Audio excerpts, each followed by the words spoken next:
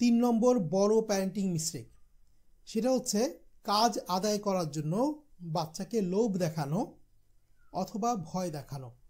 যেমন আমি বাচ্চাকে বললাম যে যদি এই পরীক্ষায় ভালো মার্কস আনতে পারো তাহলে তোমাকে অমুক জিনিসটা কিনে দেবো, যদি এইচএসসি ঠিক মতো পাশ করতে পারো তাহলে আইফোন কিনে দেবো।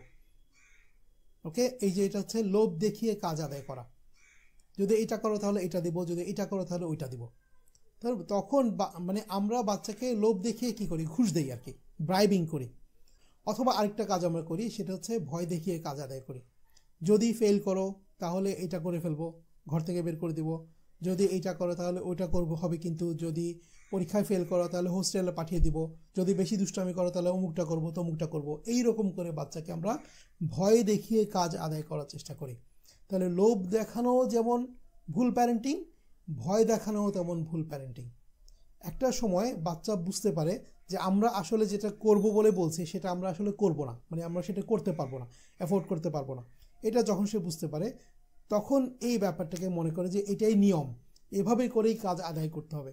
তখন সে উল্টা আমাদেরকে ব্ল্যাকমেল করা শুরু করে যে দেখো যদি তুমি আমাকে বাইক না দাও তাহলে কিন্তু আমি পরীক্ষা দিব না। রাইট? কেমন হলো এখন? উল্টা হয়ে গেল। তাহলে এইভাবে সে আমাদেরকে উল্টো ব্ল্যাকমেল করতে শুরু করবে। একটা বয়সের পরে গিয়ে সে আমাদেরকেই এভাবে করে ব্ল্যাকমেল করতে শুরু করবে। তাহলে নাম্বার 3 যে ভুল প্যারেন্টিং, সেটা হচ্ছে লোভ দেখিয়ে কোনো কাজ আদায় করা অথবা ভয় দেখিয়ে কোনো কাজ আদায় করা। তো আপনি এখন প্রশ্ন করবেন তাহলে কিভাবে কাজ আদায় হবে, কিভাবে কাজ হবে, সমাধান কি, সেটা নিয়ে আমরা অবশ্যই আপনাদের সাথে কথা বলবো। প্রথম আমরা ভুলগুলি দেখে নিচ্ছি। তাহলে 3 নম্বর যে প্যারেন্টিং বিগ মিস্টেক, সেটা হচ্ছে লোভ দেখিয়ে অথবা ভয় দেখিয়ে কোনো কাজ আদায় করা।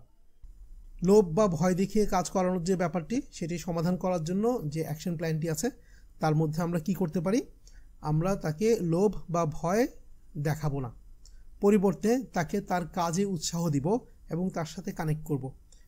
যে কোনো কথা, যে কোনো ডিসিশন দেওয়ার আগে, যে কোনো কথা বলার আগে 2টা সেকেন্ড চিন্তা করব, তারপর কথা বলবো।